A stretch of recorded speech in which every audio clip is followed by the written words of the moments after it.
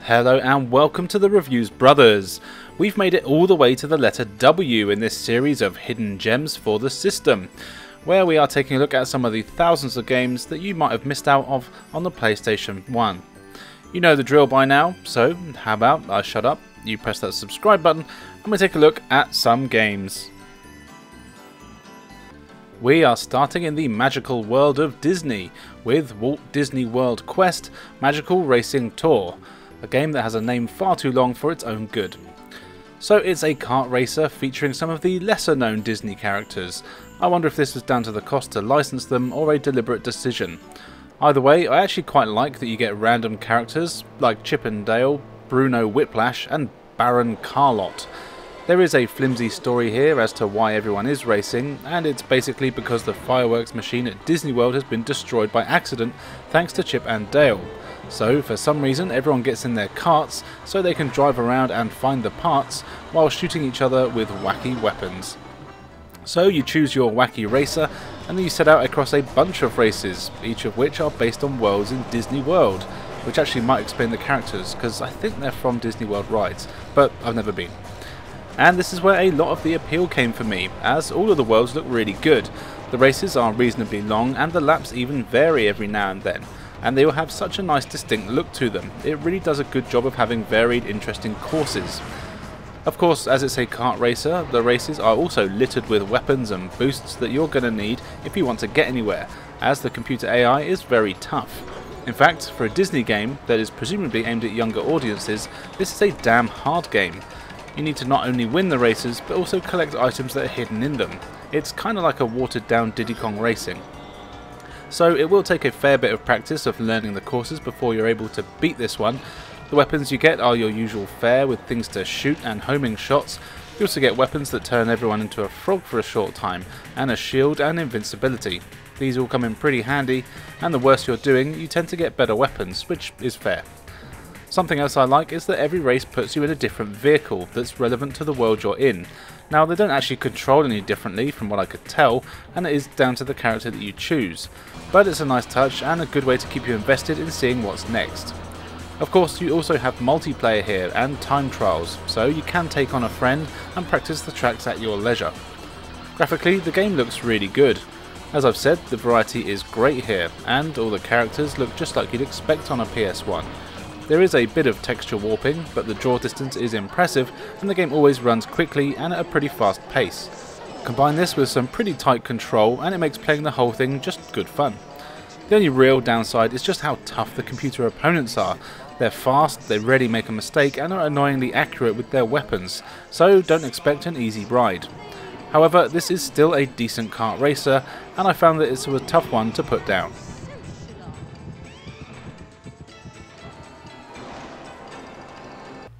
Fighting game time now, and if you're like me, when you think fighting games, you think 90s hip-hop sensations Wu-Tang Clan.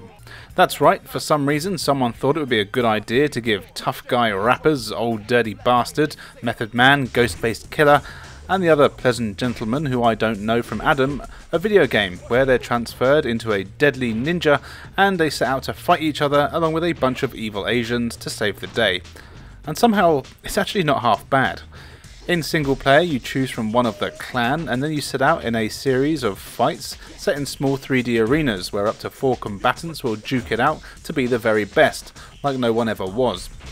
And as I said, it's actually pretty good.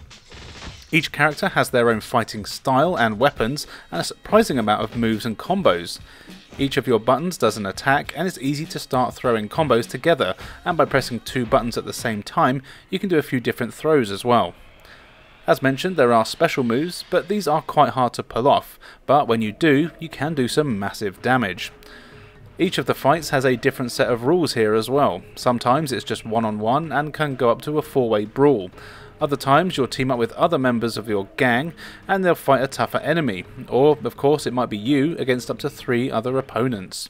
Most of the time, each character has a handful of lives, which is handy as the computer is actually quite a fair challenge, though I do recommend putting it on easy when you first start out, so you can get used to how everything works, as the specials and controls can take a minute to get used to, especially as there's no jump, which just feels strange. But the fighting itself is decent and responsive, though some of the attacks did seem just to miss my opponent for no good reason. You'll also need to look up a guide for this, if you don't have the manual, as at the start of the game you're asked to put in a code to uncensor the game. When you do this, it means that there's loads of blood, and during the fights you can do fatalities, which you can dismember your opponent with quite often and quite easily. I always like this in a game, and the tongue-in-cheek nature really makes this work quite nicely. As you play, you get loads of stuff to unlock. There's a ton of extra characters that you'll get by beating the story mode, and you'll need to play through it a few times with different characters to get all the new ones, as well as a few extra stages. Of course, you can also play this with up to 4 players for some really chaotic and frantic fights. And as it's about a bunch of rappers, the soundtrack is also pretty good as well, with some nice hippity-hoppity music playing throughout. This is one of those games that, on paper, should be pretty damn terrible, but in fact it's a well-made game that doesn't take itself seriously, and with the solid controls and decent fighting, it's a good one to break out every now and then.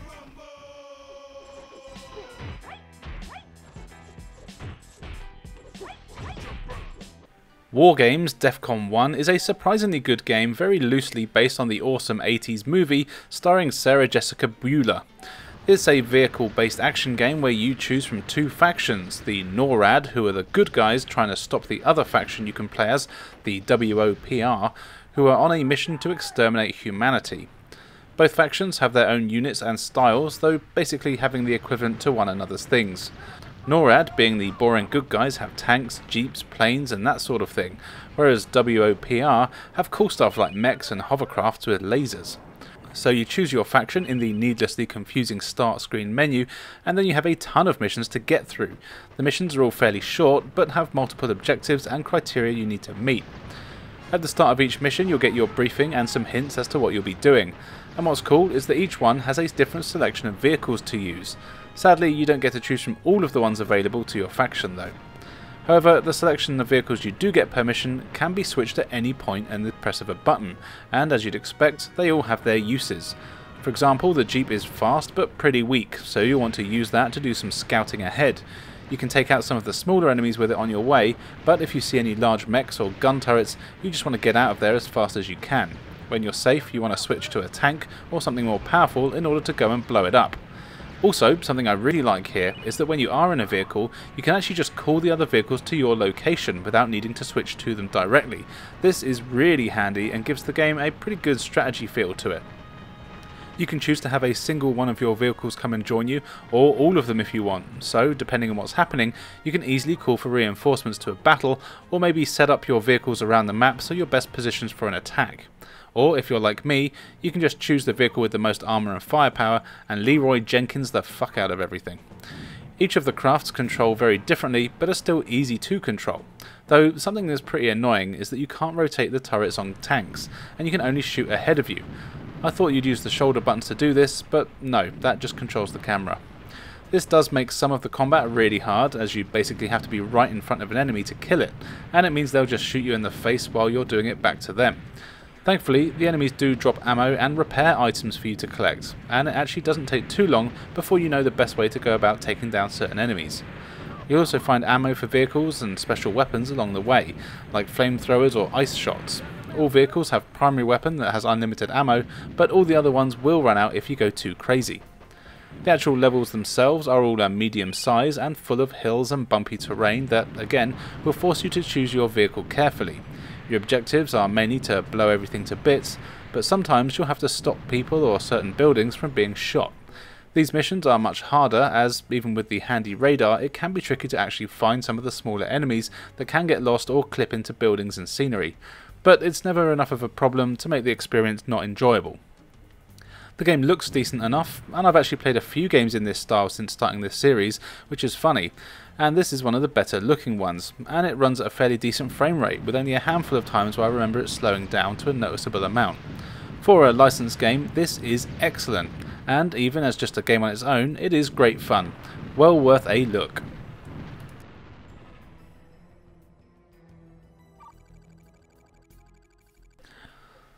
World Destruction League Thunder Tanks came out at a time where arena-based vehicle combat was all the rage, and it's another fun entry into the genre.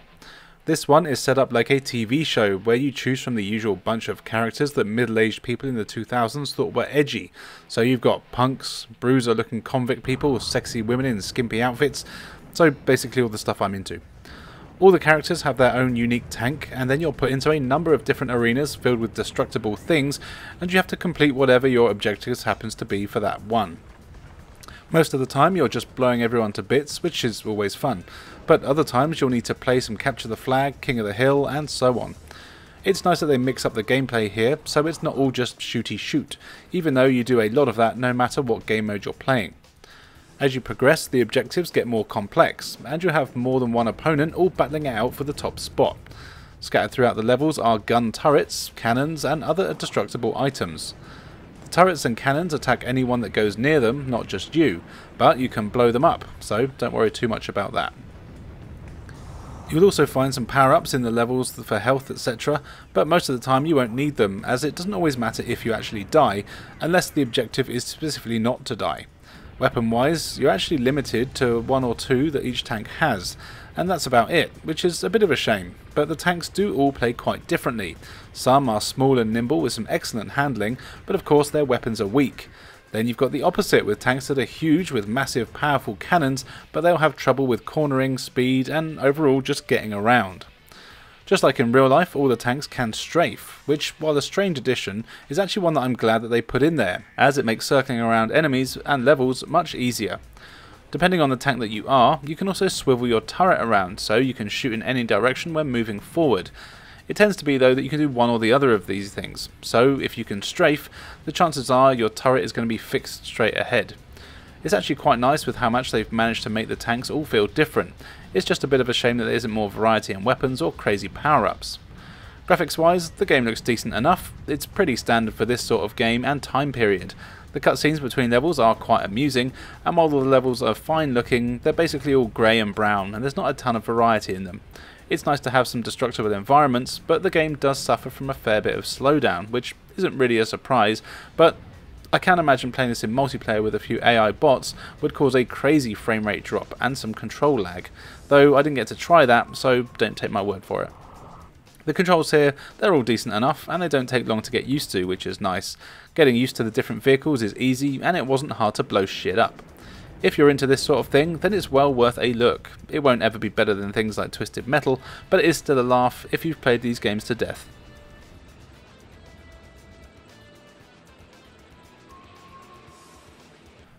WWF In Your House is a game I used to play all the time at my friend Nick's house, and in fact when I found my old PlayStation 1 gathering dust at my parents' attic last year, this was the disc that was actually still in the console. Unfortunately though, the console was ruined. Sad times.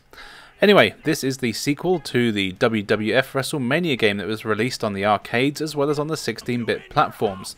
It's a mixture of wrestling and your traditional fighting games, and when you get used to how it all works, it is a hell of a lot of fun, even if it is bloody hard.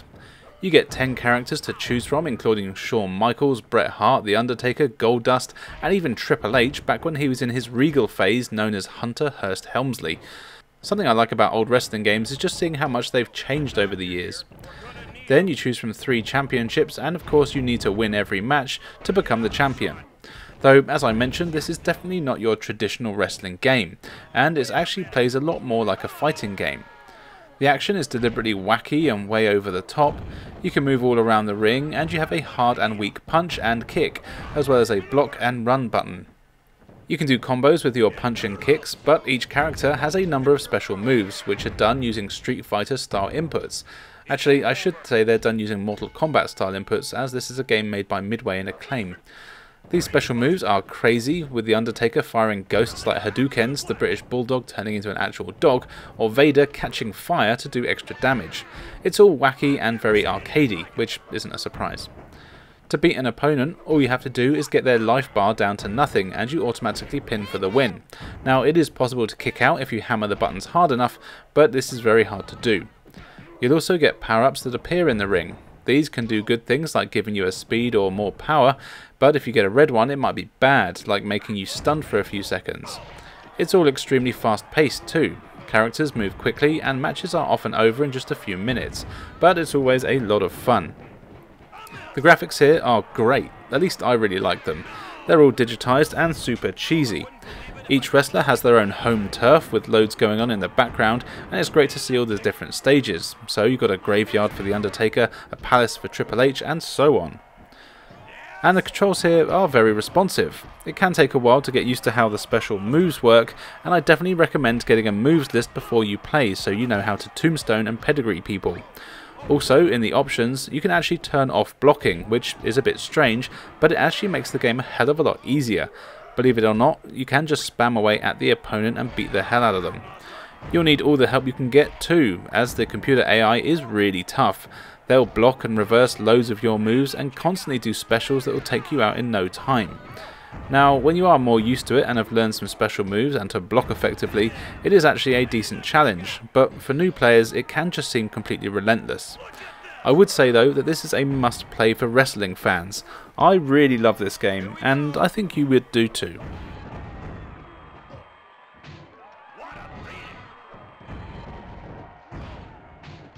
And if you are into muscle men with no shirts on, then you might want to check out Warriors of Might and Magic, a spin-off from the awesome Heroes of Might and Magic strategy games. Instead of building an army and gathering resources, here you have a third-person action game where you play as a fantasy warrior who's been wrongly accused of all sorts of evil doings. As part of this, he has an evil mask attached to his face, which is actually awesome as it's a magic mask with teeth and it actually bites down onto the wearer so it can't be removed. If this wasn't enough, you're also dropped down into a giant pit that's filled with evil monsters, and just like in Ash in Army of Darkness, you've got to fight your way out. But here, instead of deadites, you've got a ton of goblins, dragons, skeletons, and more monsters that are out for your blood.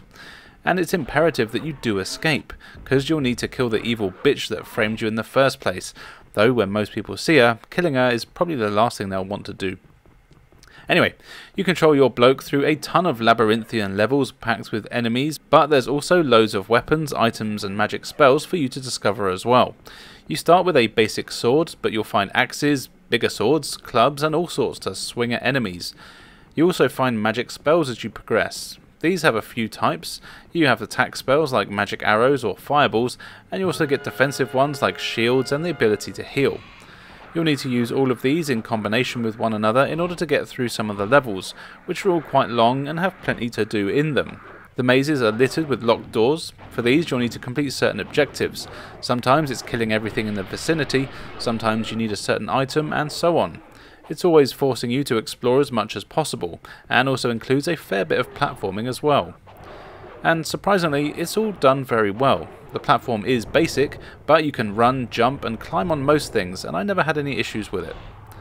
As you kill enemies, you'll level up. This only affects your health and magic points. For more powerful attacks, you need to find the other weapons. Most of these are found by killing many bosses that you find in the dungeons, and the bosses are all really cool to fight, but they can be pretty tricky. Thankfully, the game is pretty generous with its save points. These come in the form of portals scattered throughout the levels. You can save as often as you want, and I recommend doing so. There's usually one strategically placed near a boss fight, or close to places where you might instantly die, which is nice, and it means you never get too mad when you die over and over. The graphics here are excellent, the cutscenes in particular are great, and I really like the animation, especially the way that your guy runs, and it really makes him look like you mean business. The enemy designs are really cool as well, and the variety is surprisingly good, with new enemies appearing all the time. And something that's a nice touch is that when you meet a new enemy, the camera always zooms in on them and tells you what they are. I like that a lot. The controls here are great, making combat easy, but it's still challenging. You can attack, use magic, block and dodge all at the press of a button, and climbing is automatic when you jump at a surface that is climbable. You can even lock onto enemies, which is really handy, and you can see roughly how much health they have left by the colour on the circle underneath them. When I first fired this up, I expected it to be an average game at best, but actually this is a total hidden gem. It looks great, plays really well, and it's just a really cool game. It's definitely one that you should add to the collection.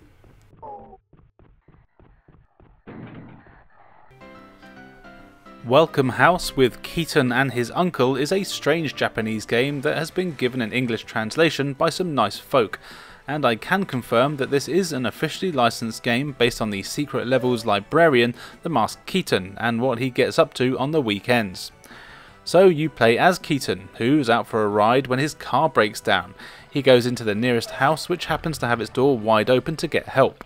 When Keaton gets into the house, the door immediately locks behind him, and he realises that the entire house has been turned into a puzzle-filled sex dungeon, so he has to explore every inch of every room in order to find items and solve puzzles that open up new areas of the house so he can escape with his arsehole intact. Some of that I may have embellished.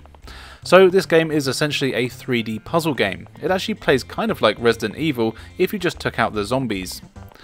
It's got a fixed camera and you just walk from room to room, examining everything you can. You'll need to find some well hidden items and then work out where you need to combine them and use them in order to open up new rooms, get machines to work, or get access to a different item altogether. It is a deliberately slow paced game. You can only walk, but this does kinda help, as there are times where you need to avoid stepping on certain parts of the floor. But Keaton himself is actually pretty handy. You can easily climb onto objects and never get stuck on things, which is nice. The game has a really good sense of humour, and it's very cartoon-like in its comedy. For example, if you try to escape through a window, they'll slam on your hands and you'll see some cool animations. This happens a lot all over the place, and when you trigger a cutscene, it's always good fun. It does make exploring the house very interesting, and it means that you don't mind having to examine everything, as you will see quite a lot of different unique animations.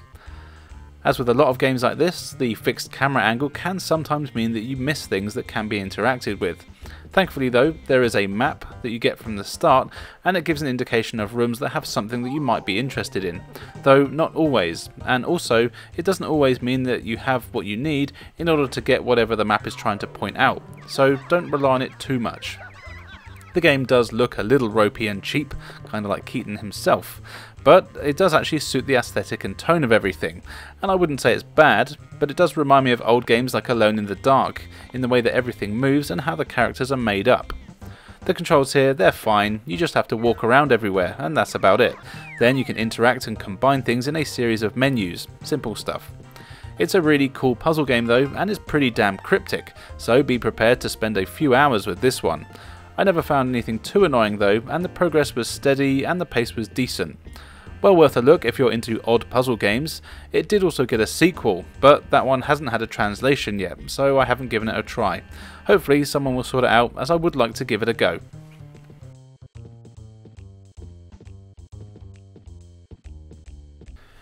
Wild 9 is a really cool 2.5D platform game which starts off looking like a cute platform game, but then you realise it's got quite a dark side to it.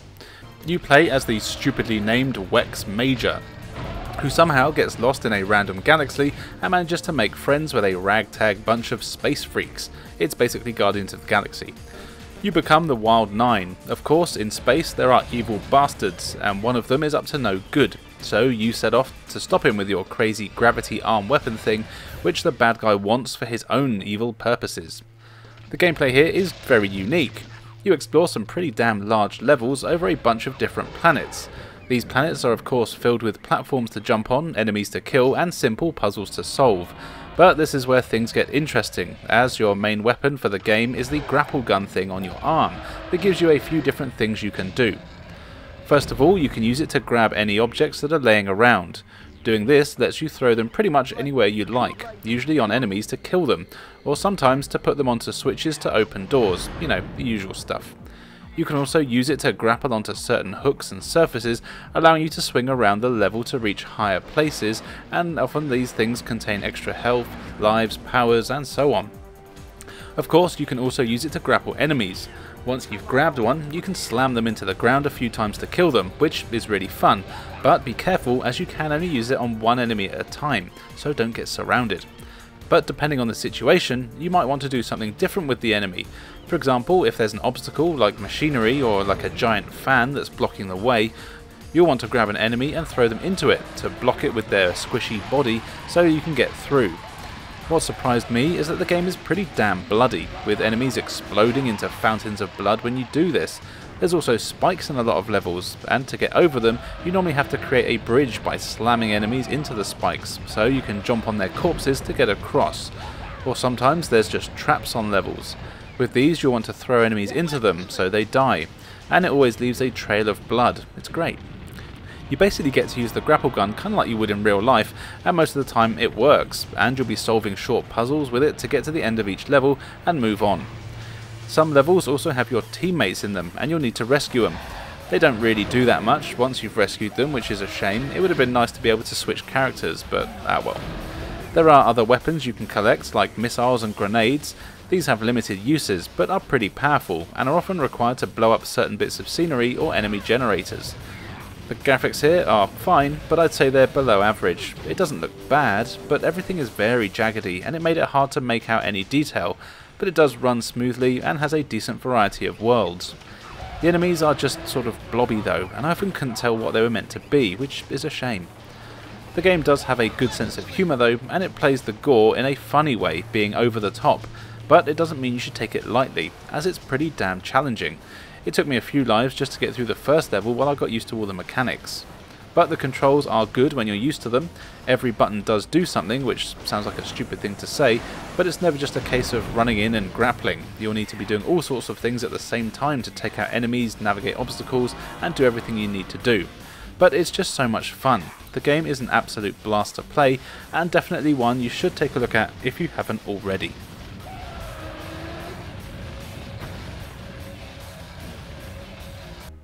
Time for Keaton to get a second mention in this video. He's a lucky nugget, isn't he? As he suggested this game, and it is the world of Dragon Warrior, Torneko the Last Hope. I may have said some of that wrong. As you probably expect from a Dragon Warrior game, this is an RPG, but unlike the games in the main series, this is one of those mystery dungeon games that a lot of other RPGs seem to have spin-off of, like the Pokemon Mystery Dungeon series. You play as Torneko, I think that's how you say it, who I believe is a side character from one of the later Dragon Warrior games, but I've only played the first two and haven't seen him, so don't quote me on that. Torneko is an awesome family man, and he returns home after what I presume is a quest of his own, only to discover that a curse has been placed on his village, so he has to set out to break the curse, which has caused all sorts of nasties to appear. Gameplay is all done from a top-down perspective, and you explore a series of dungeon-like maps all over a number of terrains like forests, deserts, castles, you know, the usual RPG stuff. You move one square at a time, and the enemies do the same, with you taking it in turns to move and attack. Attacks are all done in real time and are easily done with a press of a button. Your goal in each map is just to find the staircase, and eventually a boss. All the levels are randomly generated every time, and it means that there are staircases that can appear immediately when you start the level, so you can just run straight to it and exit. However, this isn't always a good idea, as levels have loads of items and enemies for you to deal with as well. Items come in things like new weapons, armor, magic, health, food, and that sort of thing. You want to upgrade as much as possible, as the monsters can get pretty tough, and there's a few bosses in here too that take a hell of a beating. Also, killing enemies gives you XP to level up, so of course it's worth getting as strong as you can before moving on to the next dungeon. Torneko is also a man after my own heart, as if he doesn't eat regularly, he'll start to lose health because he's hungry. I can relate to that. Thankfully, there is plenty of food all around. Between levels, you go back to your town and have to wander around, where you visit shops to meet townsfolk to see what they have to say and progress the story. What's also interesting, and a mechanic I've seen in a few games like this since doing this series, is that when you finish a dungeon and go back to the village, you lose all your items and go back to level 1. However, you do get money and shops are available, and the further you get, the better items you'll find. You'll need to make sure you go to the shops to equip yourself some decent items before you head into some of the tougher dungeons, as trying to punch massive monsters to death just isn't going to cut it. Thankfully, if you are able to run away for a while, your health will regenerate, though enemies will chase you, so be careful. The graphics here are all 2D sprites and they look good. It's nothing too impressive, but it is tough to be too critical as they clearly weren't going for anything amazing. But then again, it's not that much of an improvement over 16-bit games for the most part. The sounds here are the same, pretty much what you'd get in the SNES game, but I do really like the music. It's got a certain feel to it that I really like. It's kind of classical and a bit daft, but works really well. You've got plenty of opportunities to save your game here as well, which is great, as it can take a while to get through, and it is one of those games that is very addictive, forcing you to do just one more dungeon every time. I had a lot of fun playing this, and if you're into RPGs, then I reckon it's worth checking out.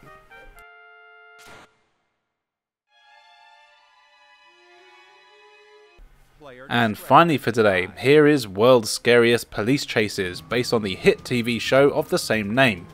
As you'd expect, the story is exactly that. In fact, really it's not a story at all, but rather a series of scenarios where you're a cop and you're chasing down a variety of dirty criminals in order to bring them to justice.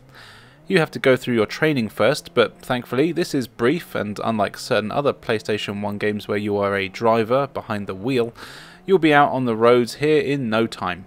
Each mission takes place in what is actually a pretty damn large area. However, you don't always get to explore, as you've got to make sure you're keeping up with the criminal that you're chasing, and if they get too far out of your sight, you'll fail the mission. Missions do also have other conditions that could lead to failure, like destroying evidence, missing something was dropped, and so on. This can sometimes be annoying, as you'll need to replay missions from the start every time, but really they're never too long and it's not a massive problem. There's also a sandbox mode where you can just drive around in a massive city as much as you want, and you'll eventually find wanted vehicles that you'll have to chase down and arrest. To do this, you've got a few options, and depending on the bad guy, you'll need to judge what to do. For some, you can just keep up with their vehicle and a bar will build up. When it gets to the top, then you'll pull them over and arrest them. If this doesn't work, then you'll need to ram into them. When you do this, a damage bar will appear. Get it to the top and they break down, but be careful as you also take damage, so you can smash up your car first if you don't hit them right. And if this isn't an option, then you'll have to resort to guns. You actually have a few weapons here you can unlock to use as you play, and you can switch between any that you've unlocked, or that are available for that specific mission. This lets you easily shoot at perps to quickly get them to surrender. However, you do have to be careful and you can't just shoot everyone. If you start shooting at someone that's only a lowly criminal, then you'll get done for excessive violence and fail the mission. So you do want to make sure that you assess each criminal correctly, so you do what you need to and you don't fail. Of course, if the enemy is shooting at you, then just blow their heads off, or tyres out I suppose. The criminal AI is actually quite good, and they'll give you a run for your money, and they don't take the same route every time, so you actually do have to be on the lookout for them and can't just learn their route, except in training missions of course. There's also traffic and pedestrians to look out for. Killing them doesn't go down too well. The game looks really good actually, with a surprising amount of detail all over the place, and the massive cities have a really good draw distance and hardly any pop-up. It is actually very impressive for the PlayStation 1. There's even weather effects which are really cool as well. The controls are surprisingly good, it's easy to swing your vehicles around, and even driving and shooting is easily done. I really expected this to be a pretty crappy game, but actually I was very wrong. It has a hell of a lot going for it, and if you're a fan of driving games, this is definitely one I would recommend.